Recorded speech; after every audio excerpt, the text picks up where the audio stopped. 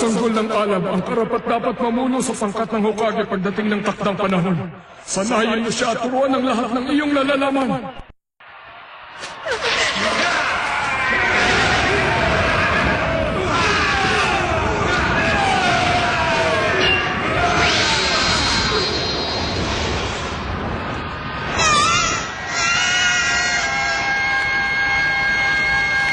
Ang sanggol na ito ang magiging pinakamahusay na mandirigma. Tatawagin siya sa pangalang Rekka. Ang paggising sa kapangyarihan ng prinsesa at ng ninja.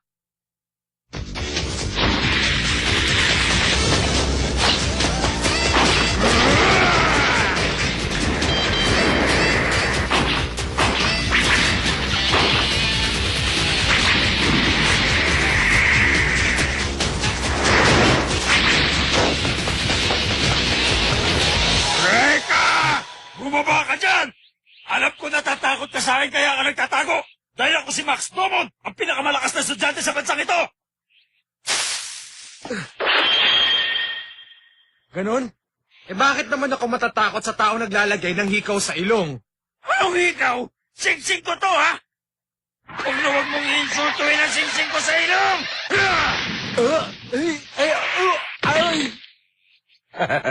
Dapat talaga nung una pa lang naging alalay na kita. Huh?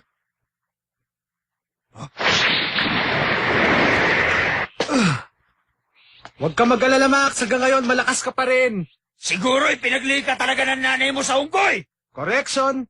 Hindi yata sa unggoy. Kung di sa ninja.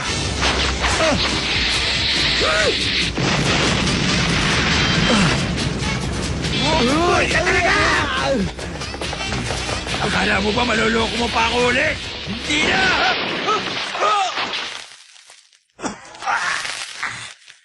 Teka! Tuwag ka talaga! Bakit mo ako inulog dito? Hindi ako duwag. Sample lang yan ang pwede mangyari sa'yo. Lagot ka sa akin kapag nakalis ako dito! Ang ninja, kailangan maagap at eksaktong bawat galaw. Anong sinasabi mo, ninja?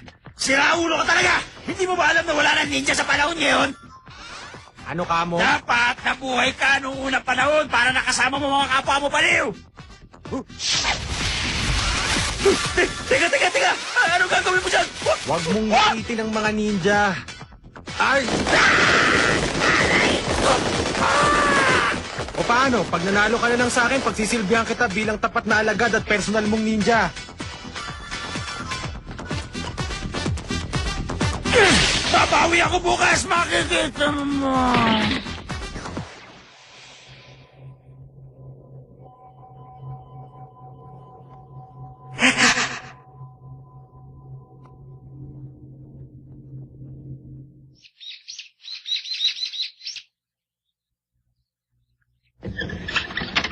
Reka Hanabishi, yan ang pangalan ko. Matagal na akong bilib sa mga ninja. Nabuhay sila nung panahon ng feudalismo at digmaan ng mga estado. Biyasa sa pakikidigma at palaging nasa likod ng bawat eksena. Pero tapat silang maglingkod sa kanilang Panginoon. Mga sundalong hindi nabibigyan ng tamang atensyon. Hindi ko alam pero bata pa ako, humahanga na ako sa kanila.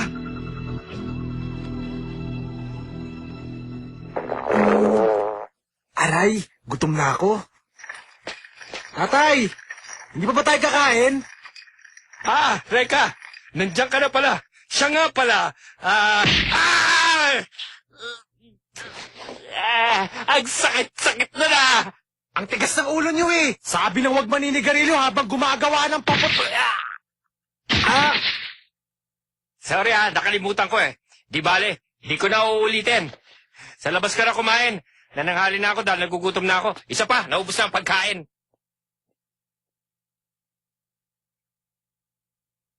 Hay, isa nga akong ninja. Isang matising ninja. Sigurado ko, ang batang yon ay si Rekka.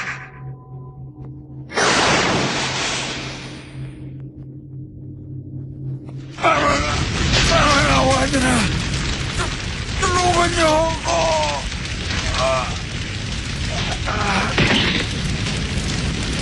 Tapos na po. Masyado siyang mapilit sa mga walang kwentang bagay. Alisin niyo na yan. Baka makatunog ang mga mamamahayag sa pagkawala ng kanilang ministro. Magpapahanda ako ng katulad niya para makasigurado. Ikaw ang bahala.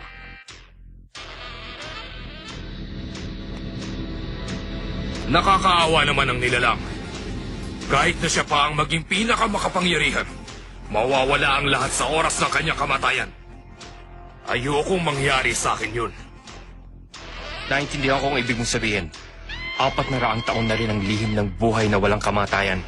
Ipinapangako ko na matutuklasan ko rin ang lihim na ito. Sinasabi ko sa'yo, ako lamang ang nakakaalam tungkol sa lipi ng Hokage.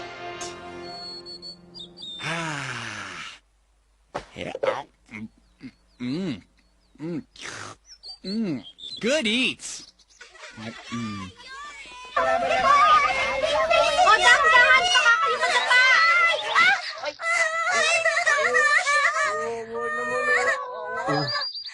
Sabi ko na nga ba eh. Huwag kang umiyak, halika. Alam mo, maya-maya lang mawawala ng sakit. Lilipad ng malayo.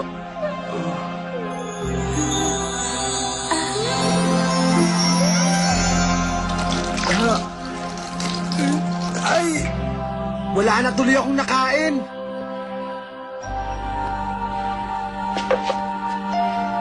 Sino kaya yun?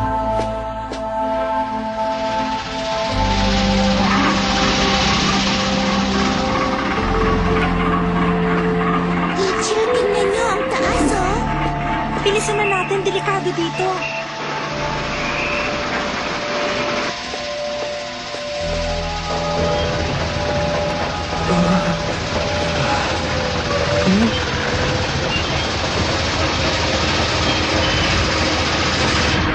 Tayo na! Takbo!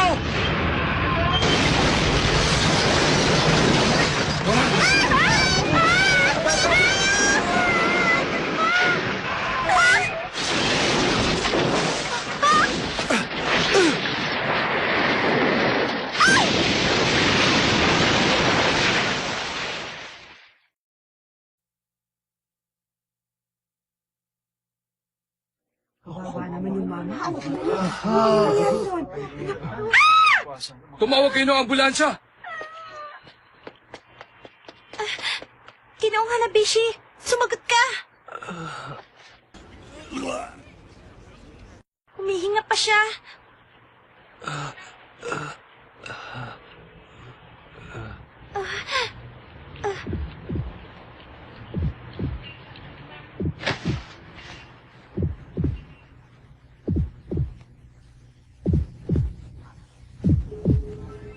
Reka, iniligtas mo ko.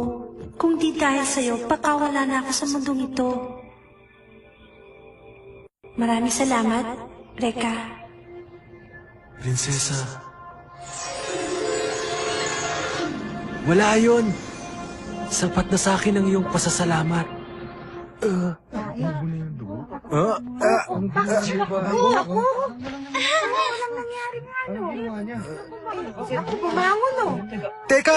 Teka, sandali. Hindi tama to. Nakakahiya!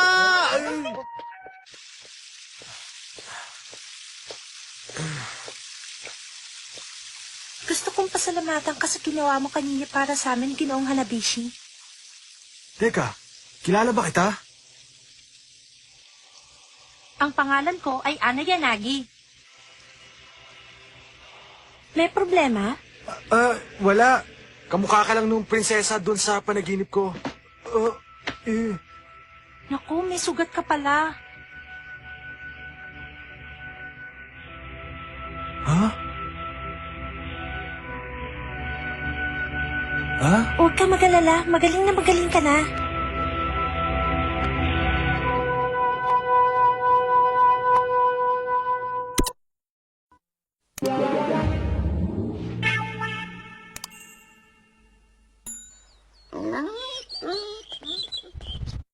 Siguro nagtataka ka na, hindi ba? Ha? Medyo lang naman. Hindi ko rin alam kung bakit meron akong ganong klaseng kapangyarihan. Pero sikreto natin yun, ha? Baka pag nalaman ng ibang tao, sabihin nila mangkukulam ako. Nako, hindi lang yun. Pag nalaman ng ibang taong tungkol dyan, baka habulin ka nila buong maghapon. Nadumihan ko yata yung damit mo kanina. Okay lang yon. Ito talagang ginagamit ko pagkasama ko mga bata. Ha? Pareho tayo ng eskwelahan? Ah, kaya naman pala. Alam mo pangalan ko. Tama? Ang totoo niyan, hindi ako masyadong lumalabas. Ngayon nga lang ako nakipag-usap sa taong hindi ko masyadong kilala. Kung ganon, mabuti pa sumama ka muna sa akin. Ha? May papakita ako sa'yo bilang pasasalamat.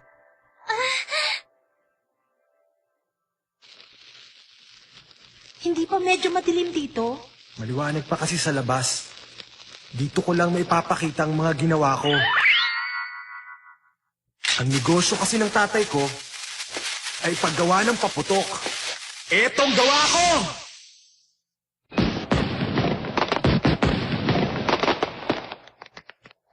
Wow! Ang ganda! Maganda. Ha? May sinasabi ka ba? Ay, wala akong sinasabi. Ha?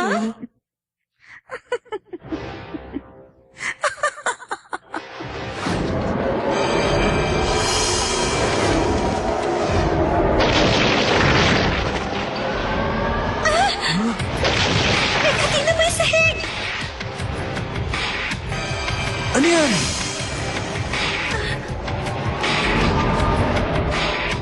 Matagal-tagal na rin kitang pinagmamasdan. Sa loob ng kristal na ito. Teka, sino ka ba talaga? Ako si Emma Kagehoshi. Ano bang gusto mong mangyari? At bakit? Wala akong balak na takutin kayo. Ang nais ko lang ay makuha ang atensyon nyo dahil baka hindi kayo maniwala sa aking kwento. Tumigil ka na. Hindi kami interesado sa kwento mo, kaya mabuti pa, umalis ka na. Makinig ka muna sa akin dahil matagal na panahon din kitang hinanap. Sa loob ng 400 taon ay hindi ako nawala ng pag-asang makikita kita. Ano? 400 taon? Imposible yun. 400 taon ang nakalipas. May isang pangkat ng mga ninja na hindi napabilang sa talaan ng kasaysayan. Hokage ang tawag sa kanila. Pinasya nilang wasakin ang bawat isa sa di malamang kadahilanan. Kabilang ka sa natirang buhay sa pangkat ng Hokage at dinala sa kasalukuyan sa pamamagitan ng paglalakbay sa iba't ibang lugar at panahon. Huh? Alam niyo, Ale, ang mabuti pa itigil niyo na ang kwento niyo kasi parang gawa-gawa niyo lang. Ipakita mo sa akin ang iyong nagliliyab na kamay. Nagliliyab? Oo. May kapangyarihan kang magliyab at bumaril ng apoy. At ang iyong kakayahan na yan ay minana mo pa sa mga ninja ng Hokage. Hindi ko talaga maintindihan ang sinasabi mo. Halika, umalis na tayo, Ana. Huwag mo lang ipagkaila. Masyado kang mapilit wala ka namang sinasabing matino.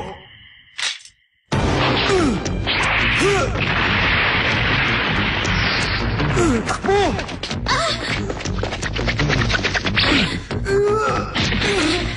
Reka! May sugat ka! Huwag mong pakita ang kapangyarihan mo. Pero malalim ang sugat mo! Okay lang ako. Kaya ko pa. Patawarin mo ko, pero hindi kita maaaring pakawalan. At pag giniit mo pa na hindi mo kayang bumaril ng apoy, sa pilitan kong ipagagawa sa'yo!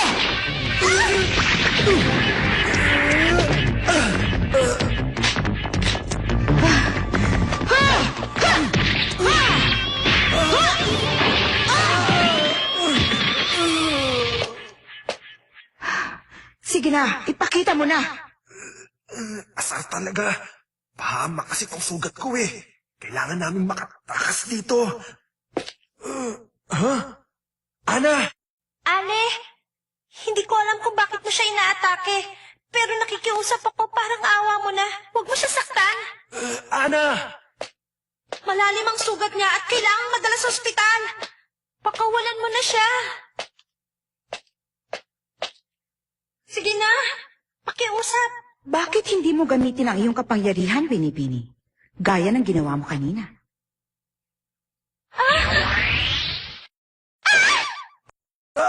Ana!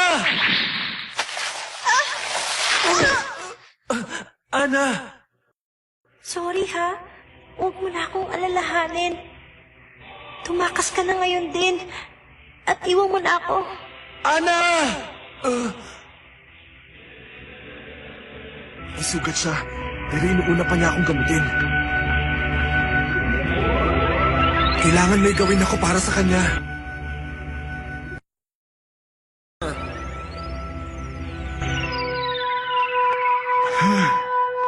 Nakapagtataka. Hindi niya magamot ang kanyang sarili kahit na may kapangyarihan siyang manggamot. Dito ka muna. May tatapusin lang ako. Baka mahirapan ka sa binabalak mo. Huwag kang mayabang. Siguro, kailangan ko na siyang tapusin. Ha! Hindi mo magagawa yan! Ha! Bali, walang pausok mo dahil nakikita ko ang lahat. Humanda ka! Ang sining ng Utsusemi.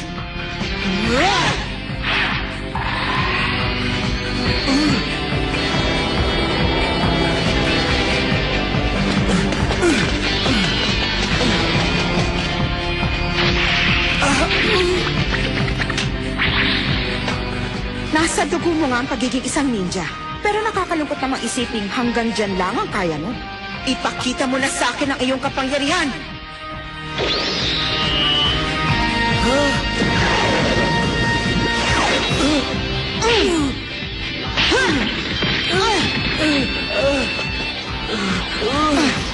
Ipakita mo na sa akin!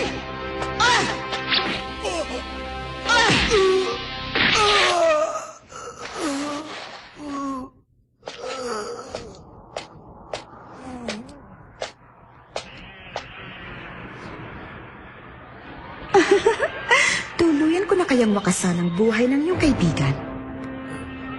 Wag! Wag!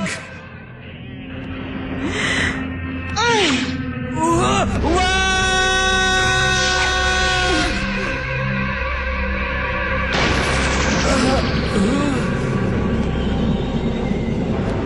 Yabang kamay ko. Sa wakas ay nagawa mo rin. Isa kang ang tunay na ninja na nagmula sa angkan ng Hokage. Reka.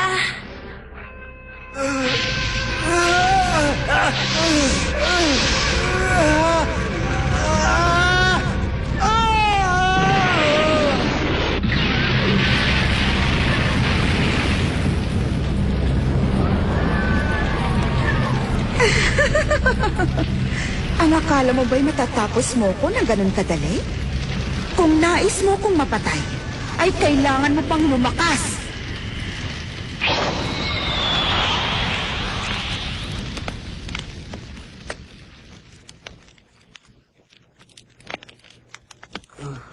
Ana!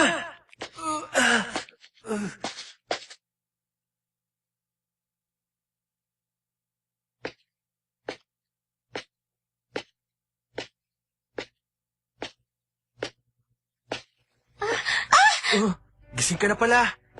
Teka, magaling naman sugat mo? At saka nasa na siya? Okay na ako. Wala na rin yung ali. Prinsesa? Prinsesa?